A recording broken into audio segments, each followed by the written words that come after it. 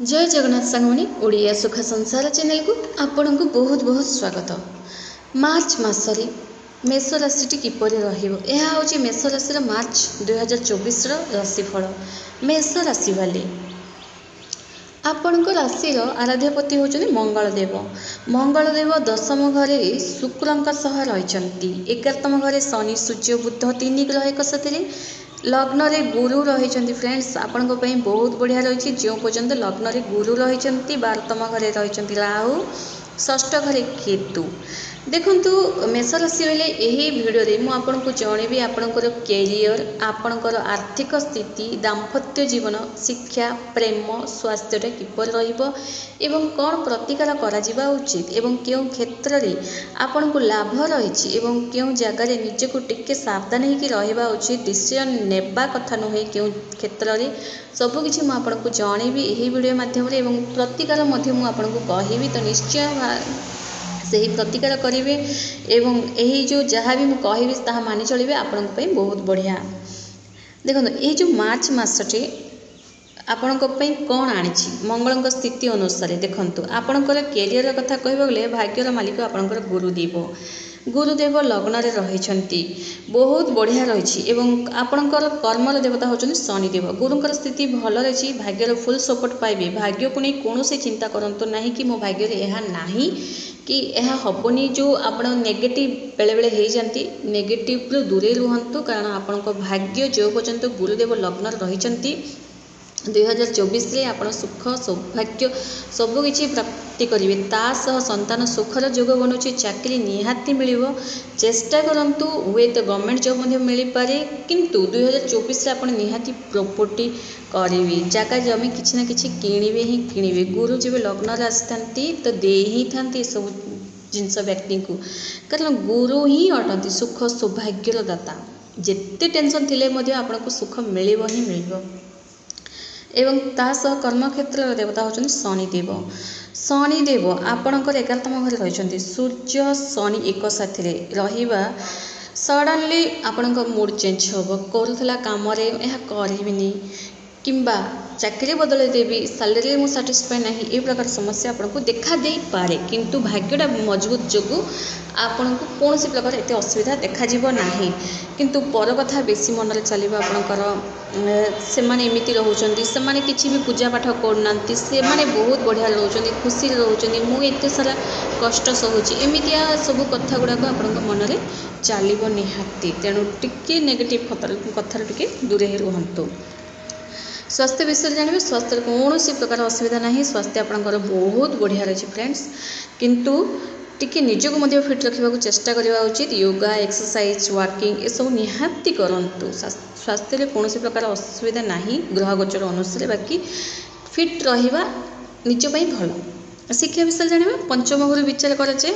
देखो सूर्य 15 मार्च रे अष्टम घर को जीवे। सूर्य 15 मार्च जब अष्टम घर को जीवे, सूर्य अष्टम घर को जीवा आगु 15 मार्च आगु माने एबुठारु 15 मार्च से आपण विद्यार्थी माने जहाँ विद्या को नहीं जहाँ भी डिसीजन नेबा को चाहूचंती 15 मार्च आगु 15 मार्च पर नुहे एबेठारु 15 मार्च से आपण डिसीजन नहीं पारंती, कारण आपण ये जो अष्टम घर को सूर्य जब 15 मार्च पर जीवे अष्टम घर बहुत अशुभ होता है।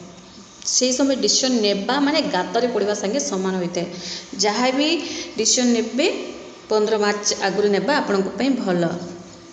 विद्यार्थी माने किछि सब्जेक्ट चेंज करबा को चाहूचंती तो एबेठारु 15 मार्च भितर करंतु।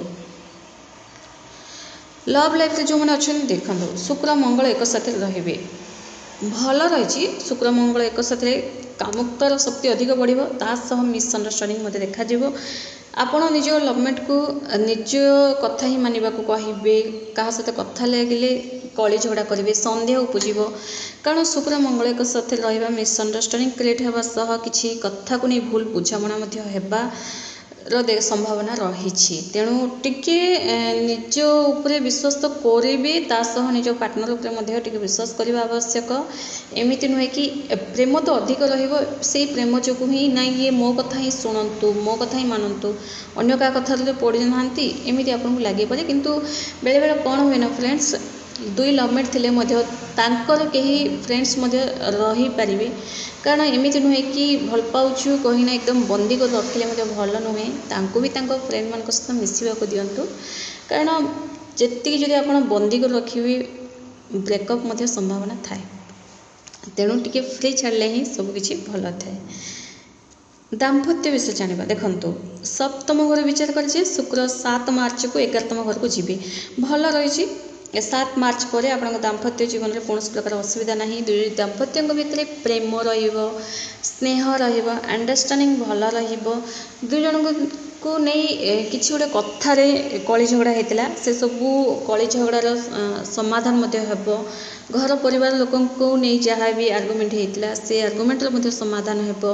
ये जो मार्च मासटी मेष राशि बहुत बढ़िया रही खास कर गुरु लग्न रहिबा एवं गुरु होचंदी आपनकर भाग्याधिपति लग्न रहिबा जीए जहाँ आपण को कहतु आपण को हरे भी दिंतु किंतु आपण को भाग्यटा मजबूत रही आपण को भाग्य मजबूत जो आपण को कहीं किसी बिगाड़ी पारे नहीं जोड़ा आपण को भाग्य अच्छी जोड़ा आपणकर हकदार अटंती आपण जोड़ा आपण को आवश्यक जोड़ा भगवान आपण को नारे लिखिंट ताहा सबकिछि मिलवाक लगे। फ्रेंड्स कौन प्रकार चिंता करंतुनी एकदम शांति मन रहंतु मेडिटेशन करंतु निजको ध्यान रखंतु निजर बॉडी को ध्यान रखंतु तेबे जाए आपण मनटा शांत रहिबो। हठात चिड़चिड़ीपन करंतुनी कारण हठात रागी गले चिड़चिड़ापन देखैले भल नुहे एथिले आपणकर ही क्षति हेबो। कौन करेंगे मेष राशि बेले कि सबकि आपण इच्छा जे चलू कौन प्रकार असुविधा न हो। मेष राशि बेले शत्रु आपणकर टिके देखा दे पारती षष्ठ घर केतु रहा शत्रुता टिके लगिपे तेणु आप हनुमान चालीसा प्रत्येक दिन पाठ करूँ। हनुमान चालीसा आपण 11 थर 21 थर 7 थर संभव 100 थर पाठ करूँ कारण आपण राशि यह अच्छी शत्रु टिके आपण को कारण षष्ठ घरे केतु रहा शत्रुता टिके देखा दे पारे तेणु हनुमान चालीसा पाठ कले शत्रुता आपे आपे कटिबा को लगी थाए मनटा शांत होगा लगी थाए कारण हनुमान भगवान केबे भी हार मानते सब जगह जययुक्त होती एवं आपण जब हनुमान चालीसा पाठ करेंगे सबु क्षेत्र में आपण ही जययुक्त हेबे। एवं माता लक्ष्मी पूजा करंतु कारण गुरुदेव लग्न रहिबा आहुरी आपण भाग्यटा मजबूत हेबो जोड़ा भाग्य भी नथिबो आपण जदि माता लक्ष्मी पूजा करेंगे निहाती आपण भाग्य में आसवा लगे बहुत सारा धन टंका पैसा कमेवा लगे बिजनेस जदि कर बिजनेस मालामाल होगा लगे जदि आप माता लक्ष्मी पूजा करेंगे।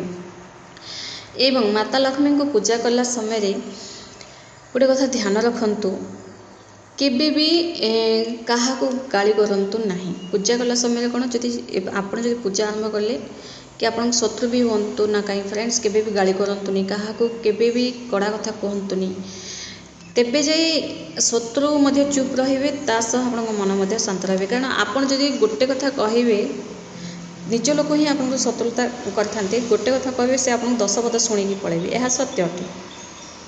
तो सब भगवान को ऊपर छाड़तु आपे आपे सब किछि ठीक हम। वीडियो जदि पसंद आसते ताले कमेंट्स रे जय जगन्नाथ निहाती लिखंतु। धन्यवाद।